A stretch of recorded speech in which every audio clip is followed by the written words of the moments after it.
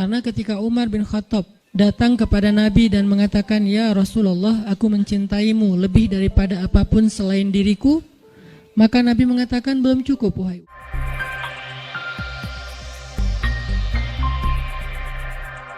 Wa ma kunna linahtadiya laula an hadanallah. Asyhadu an la ilaha illallah wahdahu la syarikalah wa asyhadu anna Muhammadan abduhu wa rasuluhu la nabiyya ba'dah. Allahumma salli wa sallim wa barik ala sayyidina wa habibina wa azimina Muhammad wa ala alihi wa sahbihi wa man tabi'ahu ila yaumil qiyamah. Rabbi syrah li sadri wa yassir li amri wa hlul 'uqdatan min lisani yafqahu qawli. Qala Allah Ta'ala fil Qur'anil Karim, a'udzu billahi minasy syaithanir rajim. Bismillahirrahmanirrahim. Wa kullan naqussu 'alaika min anba'ir rusuli ma nuthabbitu bihi fu'adak wa ja'aka fi hadhil haqqu wa maw'izatun wa dhikra lil mu'minin. Dan semua kisah-kisah Rasul kami ceritakan kepada engkau Muhammad, agar dengan kisah itu kami teguhkan hatimu, dan di dalamnya telah diberikan kepada engkau kebenaran, nasihat, dan juga ada peringatan bagi orang-orang yang beriman. Bismillahirrahmanirrahim. Nahnu naqussu 'alaika ahsanal qasasi bima awhayna ilaika hadzal Qur'an wa in kunta min qablihi laminal ghafilin. Kami menceritakan kepada engkau Muhammad kisah yang paling baik dengan mewahyukan Al-Quran ini kepadamu, dan sesungguhnya sebelum itu engkau termasuk orang-orang yang tidak mengetahui. Shadaqallahul azim. Teman-teman sekalian, alhamdulillah kita bisa kembali bertemu dan bermajelis dalam halaqah ilmu setiap Rabu malam ini. Dan di akhir tahun ini kita memulai satu halaqah baru dalam kajian sharing Rabu malam, yaitu halaqah Darsus Sirah atau mempelajari sirah nabawiyah. Kita coba untuk mendalami kisah-kisah atau cerita dan sejarah dari kehidupan orang yang paling mulia, yang paling agung, yang rasa-rasanya nggak ada yang lebih pantas untuk kita pelajari kehidupannya dan kita kenal sosoknya daripada Muhammad Rasulullah SAW. Sampai targetnya apa? Sampai kita bisa mengenal Nabi lebih daripada kita mengenal keluarga kita. Itu baru kita disebut dengan orang yang mencintai Nabi. Jadi kalau kita bilang mencintai Nabi tapi kita nggak terlalu kenal Nabi, cuman tahu namanya dan tahu sepenggal dua penggal kisah yang nggak terlalu jelas tentang beliau, kayaknya ucapan kita itu belum terbukti. Karena orang yang mengenal seseorang baru disebut mengenal kalau dia tahu betul tentang cerita orang itu. Misalnya kita mengatakan saya kenal fulan, saya sahabatnya fulan, apalagi sampai mengatakan saya mencintai fulan. Kita nggak mungkin mengatakan itu kalau kita nggak kenal orangnya. Kalau sampai kita mengklaim mengenal Nabi tapi kita nggak tahu apa-apa tentang Nabi kecuali secuil kisah, berarti jangan-jangan kita belum jujur. Nah, harusnya seperti apa kita mengenal Nabi? Kalau seandainya kita mau melihatnya dari angle yang benar, harusnya kita mengenal Nabi lebih daripada kita mengenal keluarga kita. Karena ketika Umar bin Khattab datang kepada Nabi dan mengatakan, "Ya Rasulullah, aku mencintaimu lebih daripada apapun selain diriku," maka Nabi mengatakan, "Belum cukup, wahai Umar." Lalu Umar meralatnya mengatakan, "Aku mencintaimu lebih daripada diriku sendiri," maka kata Nabi, "Al-an ya Umar, sekarang baru cukup wahai Umar." Salah satu pelajaran dalam adegan itu adalah harusnya kita mengenal Nabi bahkan lebih daripada diri kita sendiri. Kita mengenal Nabi lebih daripada keluarga kita. Seperti apa kita mengenal ibu kita, ayah kita, pasangan kita buat yang udah punya pasangan, atau anak-anak kita. Maka kita belajar mengenal Rasulullah SAW lebih daripada mereka semua. Seorang ibu tahu betul karakter anaknya. Seorang ayah tahu betul tentang kebutuhan anak-anaknya. Seorang suami atau istri tahu betul tentang sifat pasangannya. Anak tahu betul apa yang baik untuk orang tuanya, apa yang menyenangkan hati orang tuanya, dan seterusnya. Maka harusnya kita lebih tahu betul tentang Nabi daripada keluarga kita. Ini salah satu goalsnya, sampai kita bisa mengenal Nabi lebih daripada keluarga kita sendiri. Dan ini bukan hanya buat teman-teman di sini, tapi juga buat saya pribadi.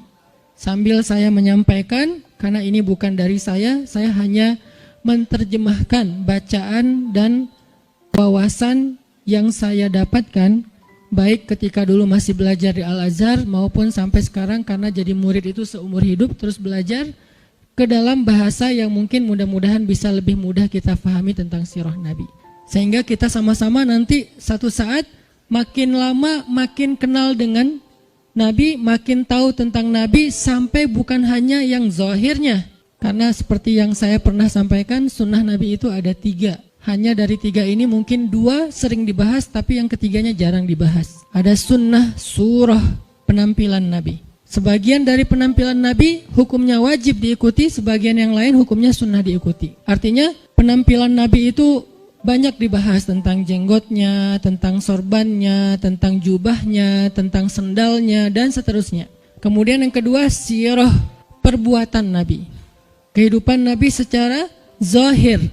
Cara tidur Nabi, cara berdiri Nabi, cara jalan Nabi, sikap Nabi, marah Nabi, dan seterusnya. Sirah aktivitas Nabi, termasuk jihadnya Nabi, dakwahnya Nabi, kehidupan pribadi beliau, kehidupan keluarganya, kehidupan masjidnya, kehidupan tetangganya, kehidupan masyarakatnya, dan seterusnya. Sirah itu banyak dibahas, dan sekarang pun kita sedang membahas itu. Tapi ada satu hal yang jarang dibahas, sarirahnya Nabi. Jadi ada surah, ada sirah, ada sarirah, perasaan Nabi. Apa yang membuat Nabi bahagia, apa yang membuat Nabi sedih, apa yang membuat Nabi berkenan, apa yang membuat Nabi gak suka, apa yang membuat Nabi sakit hati, apa yang membuat Nabi berkesan di dalam hatinya, gimana Nabi memaafkan kesalahan orang lain, apa yang membuat Nabi malu, apa yang membuat Nabi marah. Semua itu masuk dalam kategori sarirah. Gimana Nabi orangnya sangat menjaga perasaan, sehingga paling gak suka menyinggung orang lain atau memberatkan orang lain, membebankan orang lain. Itu namanya sarirah. Kita sampai kalau bisa mengenal sarirahnya Nabi. Bukan hanya surah dan sirah. Tapi sampai sarirah, karena kalau kita nggak belajar sarirah Nabi, kita hanya belajar kulitnya, yaitu yang tampak saja.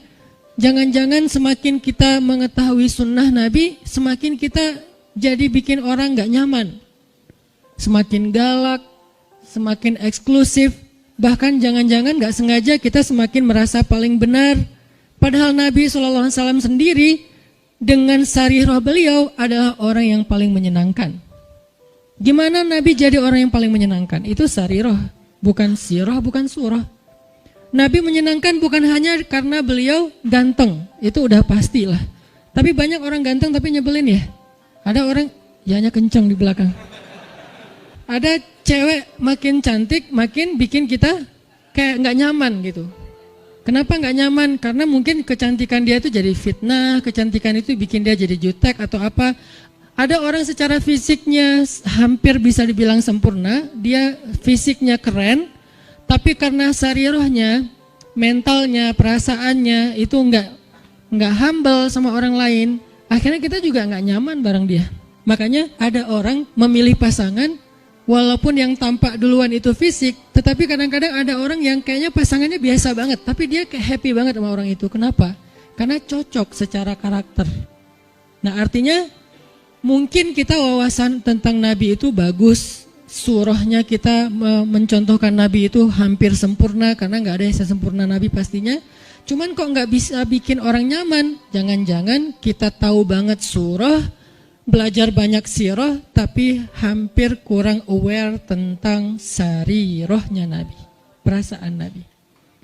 Ada hadis, ketika Nabi menyampaikan hadis itu nyaman didengar. Ketika kita yang ngomongin hadis yang sama, kok jadi bikin orang nggak suka, jadi bikin orang sedih gitu. Jangan-jangan bukan teks hadisnya. Hadisnya sahih, bahkan mutawatir, Bukhari, Muslim. Tapi hadis yang sahih itu ketika Nabi yang menyampaikan, orang nyaman. Ketika kita yang menyampaikan, orang malah sedih.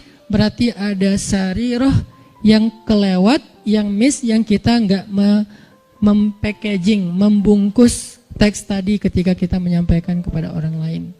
Nah, kita pengen belajar kehidupan Nabi itu bukan hanya yang tampak, tetapi kita pengen mendalami dari sisi-sisi sarirahnya.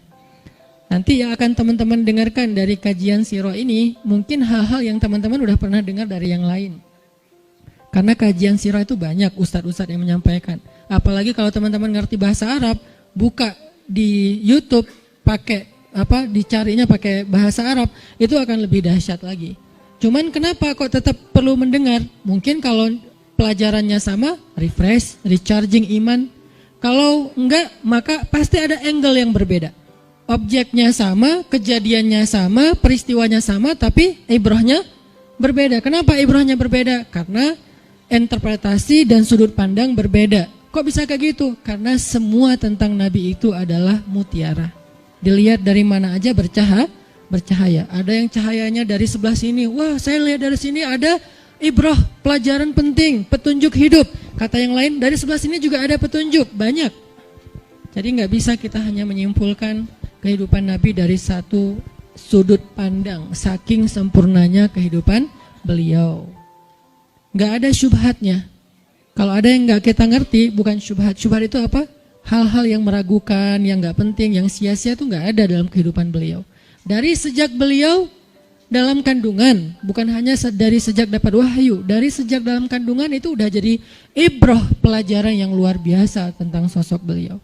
Makanya saya pikir udah waktunya kita untuk nambah menu dalam kajian Rabu malam kita yang udah berjalan lebih dari 5 tahun. Sebetulnya kajian Rabu malam ini udah berjalan lebih dari 10 tahun teman-teman. Karena sebelum ada Pemuda Hijrah, Rabu malam udah ada kajian saya di Masjid Al-Latif. Cuman dulu kajiannya yang hadir paling 15 orang, 20 orang. Kalau Persib lagi main libur ya. Alhamdulillah kemudian dengan adanya Pemuda Hijrah kita kerja dakwah bareng-bareng jadi rame, kemudian jadi berkembang. Artinya dulu tuh kajian kita tuh udah sempat masuk ke level apa, kemudian kita coba lightkan lagi supaya semua orang bisa nyaman dengan bahasa-bahasa taklim. Dulu udah agak bold tuh. Makanya saya bilang dulu kajian kita tuh membahas tentang rijal, para tokoh-tokoh kesatria Islam. Saya pernah bahas Ikrimah, anaknya Abu Jahal, seberapa kerennya Ikrimah. Saya bahas juga tentang kisahnya Imam Hasan Al-Basri, Ibnul Musayyib, Umar bin Abdul Aziz. Sampai yang terakhir sebelum datangnya Pemuda Hijrah, kita membahas Nuruddin Zinki. Dulu tuh udah sampai ke pembahasan rijal, tokoh-tokoh Islam. Tapi karena kebutuhan dakwah dengan segmen yang lebih luas, kita pakai menu yang lebih light lagi. Sekarang cengeknya dikurangin, ya. Jadi light, jadi semua orang bisa makan, anak kecil juga bisa makan nasi gorengnya. Tapi itu udah berjalan 5 tahun. Sekarang saatnya pakai tambahan cengek, lebih lada dikit. Supaya apa? Supaya lebih nikmat, supaya lebih kerasa. Nah ini kita tambahin dengan sirah. Saya pikir semua teman-teman yang hadir di sini adalah orang-orang yang udah lama ngaji, udah rajin ngaji, udah ngejar taklim. Yuk belajar sirah sama-sama sampai kita mengenal sosok Nabi seperti kita mengenal keluarga kita. Shalla alaika Allahu Rabbi daiman abada ma'al ibkari wal asali. Shalla alaika Allah